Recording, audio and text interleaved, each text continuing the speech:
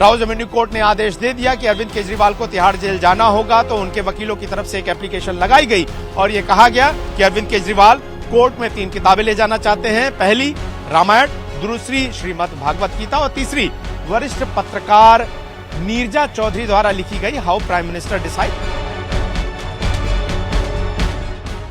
Times now Navbharat के दर्शकों का स्वागत है। आज की सबसे बड़ी खबर यह है कि दिल्ली के मुख्यमंत्री अरविंद केजरीवाल को अब तिहाड़ जेल जाना होगा। दरअसल ईडी, जो कि दिल्ली के मुख्यमंत्री अरविंद केजरीवाल से अब तक कथित शराब घोटाले में उनसे पूछताछ हिरासत में लेकर कर रही थी और अब तक 10 दिनों की पूछताछ अरविंद केजरीवाल से ईडी दफ्तर में हो चुकी थी। अब जब अरविंद केजरीवाल को राउज एवेन्यू कोर्ट में ईडी की तरफ से पेश किया गया तो उनकी और कस्टडी यानी कि रिमांड बढ़ाने की मांग नहीं की गई, बल्कि उनको जुडिशियल कस्टडी बढ़ाने की मांग की गई। और ऐसे में ईडी की मांग पर राउज एवेन्यू कोर्ट की जज कावेरी बावेजा ने अरविंद केजरीवाल को 15 अप्रैल तक न्यायिक हिरासत में भेज दिया, यानी कि उनकी कुल 14 दिन की न्यायिक हिरासत बढ़ाई गई है। आज जब अरविंद केजरीवाल को पेश किया गया तो कोर्टरूम में जाने से पहले उन्होंने मीडिया को ये कहा कि अरविंद केजरीवाल ने जो बाइट दी, उन्होंने कहा कि प्रधानमंत्री जो कुछ कर रहे हैं वो देश के लिए अच्छा नहीं है। लेकिन जब वो कोर्ट में पेश हुए तो ईडी ने उन पर बहुत बड़े बड़े आरोप लगाए हैं। पहला आरोप यह कि अरविंद केजरीवाल अब तक जांच में सहयोग नहीं कर रहे हैं। दूसरा ये कि वो जांच की दिशा को भटकाने की कोशिश कर रहे हैं, अपने डिजिटल डॉक्यूमेंट्स का पासवर्ड नहीं दे रहे हैं। एक और आरोप जो कि बहुत बड़ा होने वाला है वो ये कि पहली बार शराब घोटाले में सौरभ भारद्वाज का भी नाम आ गया है। ईडी ने यह दावा किया है कि जब हम केजरीवाल से पूछताछ कर रहे थे तो उस दौरान जब विजय नायर की भूमिका को लेकर बातचीत हुई और उनका बॉस कौन था इसको लेकर सवाल हुए तो अरविंद केजरीवाल ने पल्ला ही झाड़ लिया।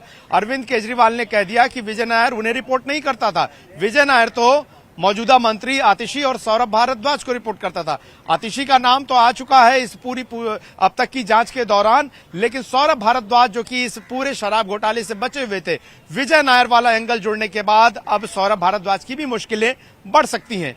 एक और बड़ा बयान जो कि ईडी ने दिया है वो ये कि अरविंद केजरीवाल से जब कुछ पूछा जाता है तो वो कंफ्यूज हो जाते हैं और अपने ही पार्टी के लोगों द्वारा दिए गए बयान को झुठला देते हैं। मसलन की दिल्ली जो आम आदमी पार्टी है, दिल्ली शराब घोटाले में और दिल्ली जल बोर्ड घोटाले में ही जब आम आदमी पार्टी के ट्रेजरर एनडी गुप्ता से पूछताछ हुई थी ईडी के द्वारा, तो उस स्टेटमेंट से जब कन्फ्रंट अरविंद केजरीवाल को कराया गया तो एनडी गुप्ता ने अपने बयान में कहा था कि जो दिल्ली के मुखिया हैं आम आदमी पार्टी के अरविंद केजरीवाल, वही सारे बड़े फैसले लेते हैं। तो इस पर अरविंद केजरीवाल ने कहा नहीं वो कंफ्यूज होंगे, सारे फैसले मैं नहीं लेता हूं, क्योंकि आम आदमी पार्टी की गतिविधि को लेकर भी सवाल है। ऐसे में अगर 100 करोड़ के किकबैक जो कि हवाला के थ्रू लिए गए, रिश्वत का पैसा शराब नीति घोटाले से जुड़ा हुआ, उसके पैसे को गोवा चुनाव के लिए डाइवर्ट करने में कहीं भी अरविंद केजरीवाल की भूमिका है, तो ऐसे में आम आदमी पार्टी के संयोजक के तौर पर न सिर्फ उन पर कार्रवाई होगी बल्कि आम आदमी पार्टी को PML act, prevention of money laundering act के सेक्शन 70 के तहत पार्टी को बेनिफिशियरी मांगकर आम आदमी पार्टी के खातों पर भी कार्रवाई हो सकती है, उनके खाते सीज किए जा सकते हैं और ये एक बहुत बड़ी कार्रवाई होगी। ऐसे में कहीं ना कहीं दिल्ली के मुख्यमंत्री अरविंद केजरीवाल ने न सिर्फ विजय नायर को लेकर पल्ला झाड़ा और सारा जो आरोप है वो आतिशी और सौरभ भारद्वाज के ऊपर मढ़ दिया, उन्होंने अपने ही पार्टी के ट्रेजरर यानी कि खजांची यानी कि कोषाध्यक्ष एनडी गुप्ता के बयानों को लेकर भी कह दिया कि वो कंफ्यूज थे।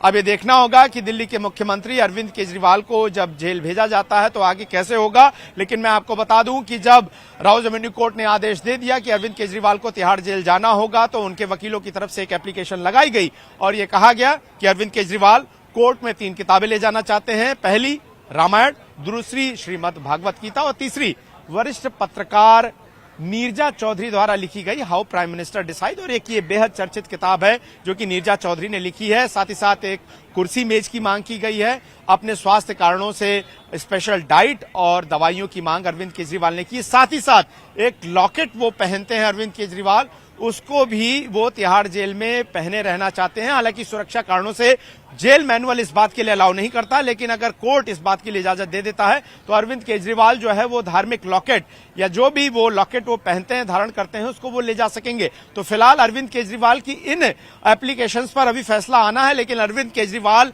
इस वक्त मौजूद है कोर्ट रूम में और तमाम उनके साथी आतिशी हो, सौरभ भारद्वाज हो, उनकी पत्नी सुनीता केजरीवाल हो, उनके वकील, वो सभी उनसे मुलाकात कर रहे हैं।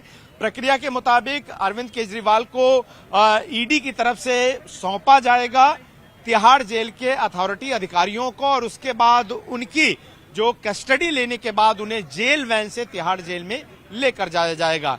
मैं आपको बता दूं कि अरविंद केजरीवाल से अभी सिर्फ 10 दिन की पूछताछ ही हुई है। ऐसे में ईडी जब चाहे सुप्रीम कोर्ट के सेंथिल बालाजी जजमेंट के मुताबिक बची हुई 4 दिन की रिमांड लेकर भी उनसे पूछताछ कर सकती है। दूसरा ये कि इस बात की भी आशंका है कि जिस तरीके से सीबीआई ने इस मामले में सबसे पहले एफआईआर दर्ज की थी, और चूंकि इसमें सरकारी अधिकारी और मंत्रियों का मामला है और सरकारी नीति से जुड़ा मामला है, तो सरकारी भ्रष्टाचार के मामले में सेंट्रल ब्यूरो ऑफ इन्वेस्टिगेशन जांच करती है। ऐसे में अब ईडी के बाद सीबीआई जो है अरविंद केजरीवाल की गिरफ्तारी कर सकती है, और ऐसे में सीबीआई उन्हें तिहाड़ जेल से गिरफ्तार करके आगे उनसे पूछताछ कर सकती है, क्योंकि शराब नीति घोटाले में बहुत तरह के आरोप लगे। हालांकि अरविंद केजरीवाल के पास ये विभाग मौजूद नहीं था, लेकिन कैबिनेट के मुखिया होने के नाते उनकी क्या भूमिका थी। दूसरा ये कि उनके घर पर बैठक हुई। दूसरा ये कि मनीष सिसोदिया जब कागज सौंपे गए तो अरविंद केजरीवाल की मौजूदगी थी, उनके घर पर पूछताछ हुई। विजय नायर के फोन के जरिए वीडियो कॉल हुआ कि कविता का क्या रोल रहा, किस तरीके से विजय नायर जो आर्म ट्विस्टिंग कर रहा था इस पूरे मामले में, जो ईडी ने आरोप लगाया कि शराब नीति के साइन कराने के लिए आर्म ट्विस्टिंग की, विजय नायर ने पैसे वसूले। दूसरा ये कि किस तरह के पॉलिसी चेंजेस किए गए, जो एक्सपर्ट कमेटी की रिपोर्ट थी क्या उसका पालन नहीं किया गया, किस तरीके का फर्जीवाड़ा हुआ। ऐसे में सरकार के मुखिया होने के नाते सरकारी भ्रष्टाचार के मामले में अरविंद केजरीवाल पर जाहिर तौर पर जांच होगी, पूछताछ होगी, और ऐसी कोशिश सीबीआई के द्वारा होगी कि वो उनको गिरफ्तार करके आगे उनसे पूछताछ करे। तो ऐसे में अरविंद केजरीवाल अगर ईडी की हिरासत से अब सीधे न्यायिक हिरासत यानी कि तिहाड़ जेल जा रहे हैं, तो इस बात की पूरी उम्मीद है कि अब वो सीबीआई की पूछताछ में आए और उनसे सीबीआई आगे पूछताछ करे।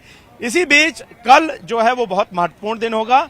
अरविंद केजरीवाल ने जो याचिका दिल्ली हाईकोर्ट में लगाई थी, जिसमें उन्होंने अपनी गिरफ्तारी को असंवैधानिक करार देते हुए खुद को रिहा किए जाने की मांग की थी, उनकी इस याचिका पर प्रवर्तन निदेशालय कल अपनी जो जवाब है, अपना एफिडेविट है, वो दाखिल कर देगी।